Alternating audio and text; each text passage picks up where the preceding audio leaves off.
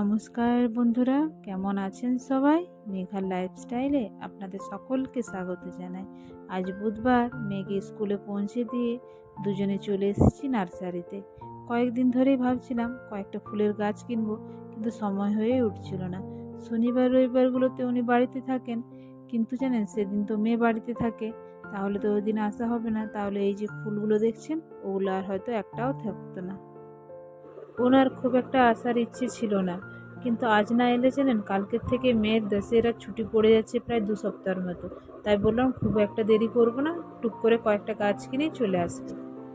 ঠেলাতে করে মাঝে মধ্যে প্রচুর গাছ নিয়ে যায় বিক্রি করতে। আমরা যারা গ্রাম বাংলার মানুষ তারা তো ঠেলা খুব ভালো করেই বুঝি। ওদের কাছ থেকে জানেন কয়েকটা গাছ কিনেও ছিলাম, কিন্তু সেগুলো বেশি দিন টিকেনি, কয়েকদিনের মধ্যে মরে গেছে। তাই ওনাকে বললাম আর ওদের কাছ থেকে না নিয়ে একবার চলো নার্সারিটা দেখে আসি। এই যে এদিকে দেখছেন প্রচুর লাকি ব্যাম্বো গাছ আছে, আর এটা হচ্ছে অ্যান্থোরিয়াম। অ্যান্থোরিয়ামটা ভালো জানেন, ঘরে এয়ার পিউরিফায়ারেও কাজ করে, তো এটা একটা নেব। এদিকেও দেখছি প্রচুর গাছ আছে। ছোটবেলা থেকে গাছের প্রতি আমার খুব আগ্রহ। বিয়ের আগে বাবার বাড়িতে অনেক গাছ লাগিয়েছিলাম, সেগুলো আমি চলে আসার পর বোনই সব দেখাশোনা করতো। ওগুলো অবশ্য মরে গেছে, বোন আবার নতুন করে প্রচুর গাছ লাগিয়েছিল। মেয়েটা হওয়ার সময় যখন বাঁকুড়াতে মানে শ্বশুরবাড়িতে যখন থাকতাম তখন প্রচুর গাছ লাগিয়েছিলাম, কিন্তু আমি আসার পর সেগুলো ননদরা আর আমার শ্বশুরমশাই দেখাশোনা করেন।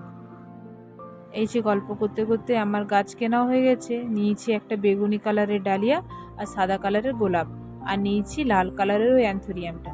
সাদা কালারের একটা অ্যান্থোরিয়াম ছিল, কিন্তু লালটাই বেশি ভালো লাগছে বলুন।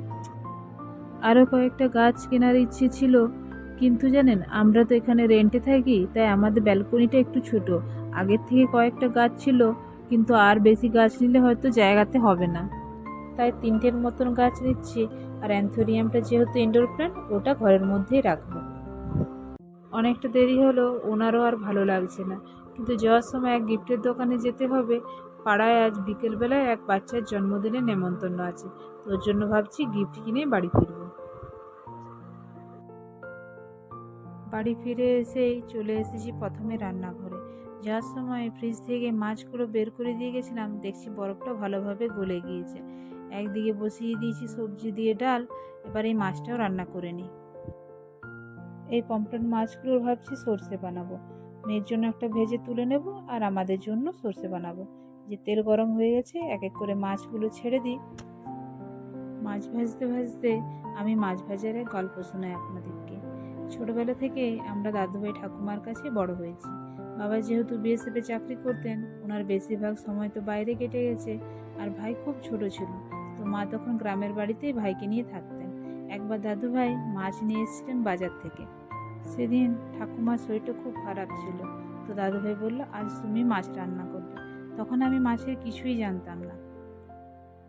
দাদুভাই অবশ্য মাছগুলো ভালোভাবে ধুয়ে নুন হলুদ মাখিয়ে দিয়ে গেছিলেন, বলেছিলেন মাছগুলো যখন তেল গরম হয়ে যাবে এক এক করে ছেড়ে দিতে। কিন্তু তেল গরম হয় কি করে সেটাই আমি তখন জানতাম না। আমি তখন কাঁচা তেলে সব মাছগুলো দিয়ে দিয়েছিলাম। তারপর মাছগুলো তো এক এক করে সব ভাঙতে শুরু করেছিল। তারপরে কিছুক্ষণ পরে এসে দাদুভাই দেখার পর উনি অবশ্য ঠিক করে দিয়েছিলেন, কিন্তু মাছগুলো সেদিন আর একটাও গোটা ভাজা হয়নি। তবে জানেন তারপর থেকে আমি আর কোনোদিন মাছ ভাজতে যাইনি। এখন দাদুভাইয়ের সাথে কথা হলে যখন বলি মাছ রান্না করেছি, তখন দাদুভাই হাসেন আর ওই কথাটা মনে করেন। এখন দেখুন কত রকমের মাছের রান্না করতে শিখে গেছি। আপনার সাথে গল্প করতে করতে দেখুন মাছ রান্না প্রায় হয়ে এসেছে। প্রথমে মাছগুলো ভালোভাবে ভেজে তুলে নিয়েছিলাম, দিয়ে একটা মিক্সার গ্রাইন্ড দিয়েছিলাম একটু হলুদ সর্ষে, কালো সর্ষে, একটু নারকেল আর দুটোর মতন কাঁচা লঙ্কা আর একটু নুন দিয়ে বেটেছি। তারপর ওই তেলে দিয়ে দিচ্ছি কালো জিরে আর টমেটো বাটা। টমেটো বাটাটা একটু কষে নিয়ে পর দিয়ে দেবো একটু নুন আর একটু লঙ্কা গুঁড়ো। নুন আর লঙ্কা গুঁড়ো দেওয়ার পর এটাও একটু কষে নিয়ে পর দিয়ে দেবো সর্ষে বাটাটা। এটা ফুটুক, ততক্ষণে আমি ডালটা ছুঁকে নিই। এই যে ফুটে গেছে, এবার এক এক করে দুটো মাছ আছে ওগুলো দিয়ে দিই। মেয়ের জন্য ভেজে তুলে নিয়েছি, আর আমাদের দুজনকার জন্য দুটো মাছ দিয়ে দিই। এটা 2-3 মিনিটের মতন ফুটুক। সর্ষে তো বেশিক্ষণ ফোটাবো না, কারণ আবার তেতো হয়ে যেতে পারে।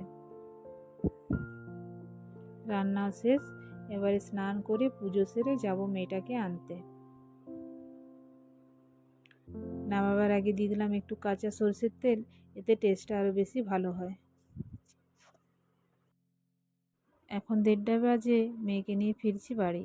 ওরা ছোট বলে ওদের 2-5 মিনিট আগেই ছুটি দিয়ে দেন।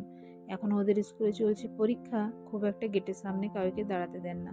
আসার সময় মেয়েটা রোজই একটা আবদার, ও চকলেট চাই, তো প্রত্যেকদিন দেওয়া হয় না। ওরও পরীক্ষা চলছে, জীবনে এক নতুন অভিজ্ঞতা তার। এবারে মেয়েটাকে ফ্রেশ করিয়ে দিয়ে ওর বাবাকে তুলবো, তারপর বাবা মেয়েকে একসাথে দিয়ে দেবো খাবার। রোজই মেয়েটা আসার পর উনি খাবার খেতে বসেন। এখন হয়তো কিছুক্ষণ বাবার সাথে চলুন ছুটি, তারপর দুজনে একসাথে খাবার খেয়ে আবার শুয়ে পড়বেন। উনি উঠে পড়েছেন, এবারে চলবে বাবা মেয়ের মধ্যে গল্প। সারাদিন স্কুলে কি হলো না হলো, পরীক্ষা কেমন হচ্ছে ওই নিয়ে। আমি চলে এসেছি রান্নাঘরে, খাবার দিয়ে দিয়েছি। বানিয়েছি সব রকম সবজি দিয়ে একটা ডাল, পমফ্রেট মাছের সর্ষে, ভেন্ডি ভাজা আর ভাত। মেয়েটা যেহেতু পমফ্রেট মাছের সর্ষে খাবে না, তাই ওর জন্য পমফ্রেট মাছ ভাজা। দুপুরবেলা মেয়েটাকে খাইয়ে একটু ঘুম করিয়ে দিয়েছিলাম, উঠিয়ে রেডি করে নিয়ে এসেছি। এই যে ওনারাও আমার ভিডিও দেখেন। চলুন এদিকে কেক কাটা শুরু।